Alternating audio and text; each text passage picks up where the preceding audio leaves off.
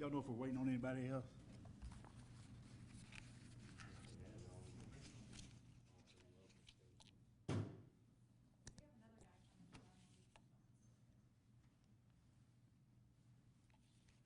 Good evening.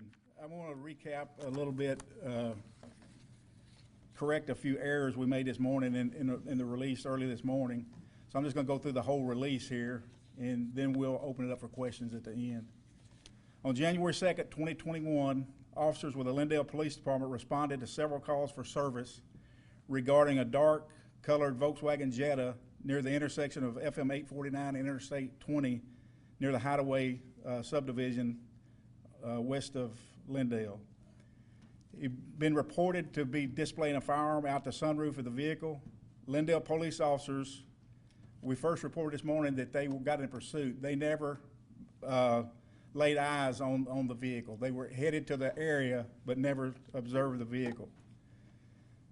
A few minutes later, around 7:30 p.m., a Smith County Sheriff's deputy observed the suspect vehicle in the parking lot of a Chevron convenience store at 303 South Main Street in Lindale. At this time, the Smith County deputy attempted to stop the suspect, but he fled at a high rate of speed down Interstate 20 and FM 16 and several different roads, coming back out 849 to Interstate 20. And by that time, he was joined in the pursuit by the troopers from the DPS. He exited Interstate 20 at 271, went towards Glaywater, and then exit onto 757 to head toward the Starrville community.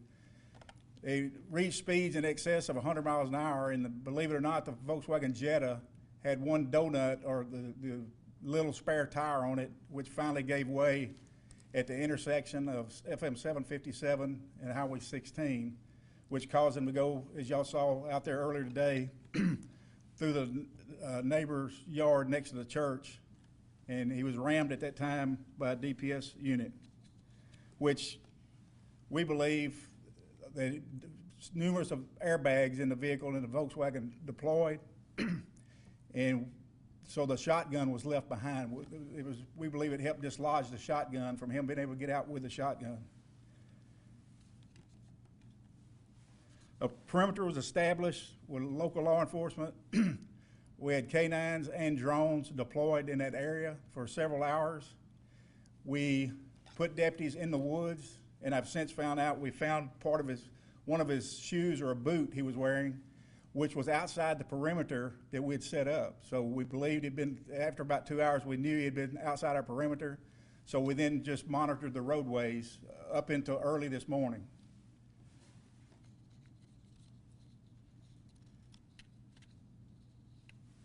This started off this morning at 9:21 when Smith County Sheriff's Office 911 dispatchers received the call from, I believe, from the pastor's wife, the subject being in the church, and the first shooting had happened at that time. And it's been reported to me, I haven't verified it for sure.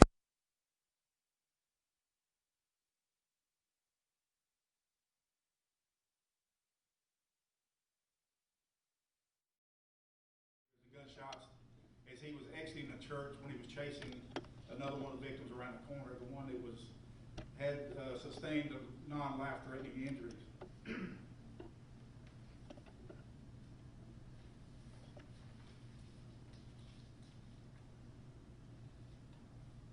What we believe happened this morning is the suspect backtracked his way after deputies left there. He came back, and in order to get away out of the cold, and broke a window and entered the church, and was waiting. Was still in the bathroom of the church with the door closed when the pastor or his wife, one, opened the door and met with him. The pastor was armed, and was able to use a handgun to draw down on him. However, there was some confusion during that time. He made the suspect lay down on the floor. The pastor got distracted with his wife, talking to his wife, and the suspect lunged at him and was able to take his firearm out of his hand.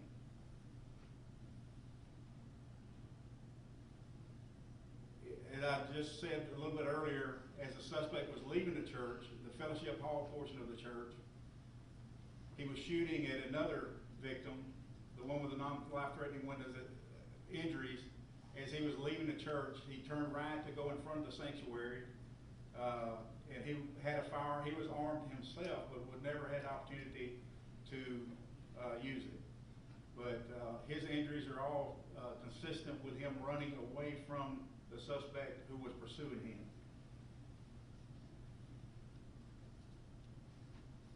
Suspect later took one of the victim's vehicles, a 2018 GMC pickup, which thank God was had the latest technology, had OnStar on it, and which was able to assist us in locating the suspect, getting officers out in front of him on the interstate, and then at the point that we got confirmation the officers were behind him, he saw him and got in a short pursuit. We then had OnStar shut the vehicle down.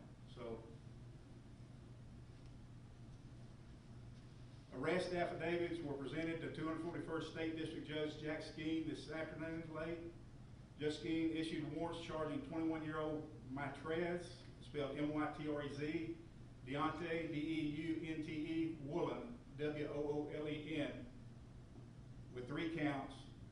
1, aggravated assault, use or exhibit a deadly weapon, a second-degree felony. Bond was set at $750,000.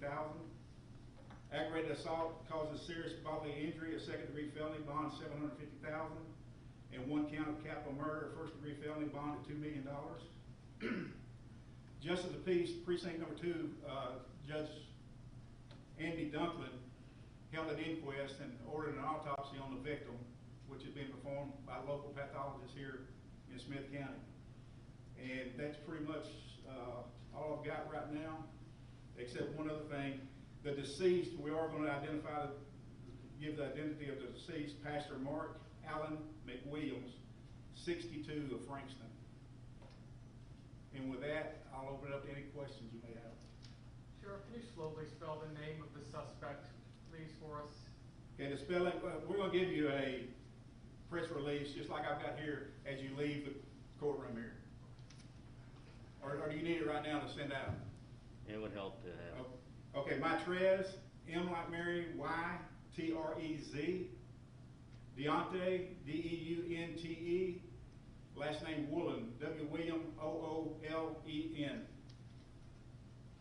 Of Marshall. And where is he located right now? He's in Smith County Jail. Okay, so he was already brought back to Smith County. We had detectives on the way towards Marshall before he was ever called. Yes, ma'am. Does the suspect have a criminal record?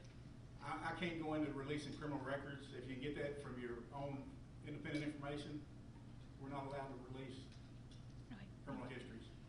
Prior to the initial high-speed chase, He was known to law enforcement. I can't say that much. I'm sorry. So I was going to ask, prior to last night's high-speed chase, was there already a warrant out for his arrest? Not to my knowledge. But let me back up a little bit. Before the call came into Lindale PD at about 7:15, 7:20, just prior to that, we're going backwards and finding out from Marshall PD that he was involved or was a suspect in a drive-by shooting of a residence, and then shot at another victim with the shotgun, we believe to be the shotgun that we have recovered. So it was a criminal episode from the time he left Marshall at about 5:20, 5:30 yesterday evening till he was apprehended this afternoon. So just to get a correct timeline on this, his car came to a stop near the church, correct, or closer to that neighborhood? It was, he went straight through the T intersection. He veered to the right in front of the residence, striking part of the porch, going toward the church, towards the parking lot, towards the building.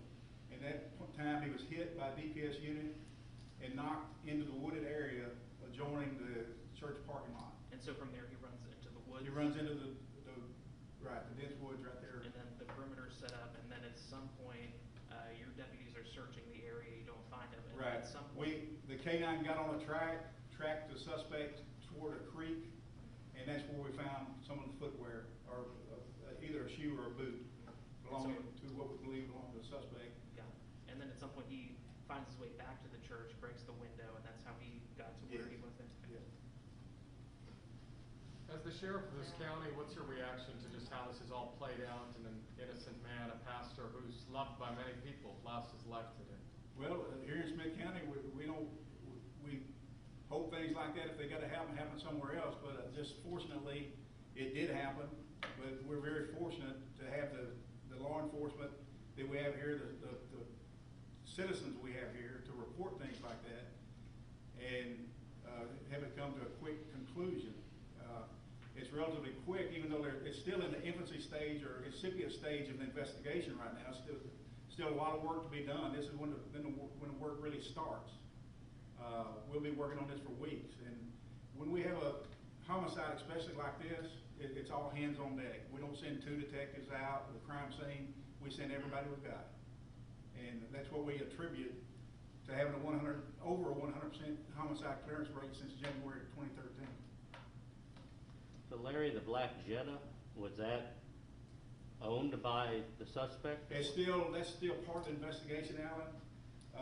The Jetta had fictitious plates on it, or plates off of another vehicle that didn't fit that vehicle. So we're still looking into that. The vehicle originated in Illinois.